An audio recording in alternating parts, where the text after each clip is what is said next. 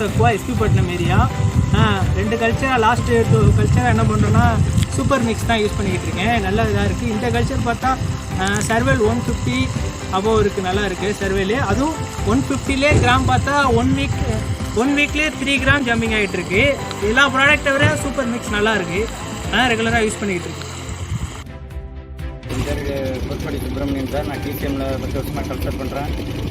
ஜிங்லான் ஜோலைட்டு அப்படியே அப்ளை பண்ணேன், சூப்பராக இருக்குது சார். ஜிங்லான் ஜோலைட்டு அப்ளிகேஷன் பண்ணேன், அருமையாக இருக்குது. ஜோலைட் பாட்டான் சூப்பராக இருக்குது சார். பண்ணதுக்கப்புறம் ஜிங்லான் ஜோலைட் பெஸ்ட்டு சார்.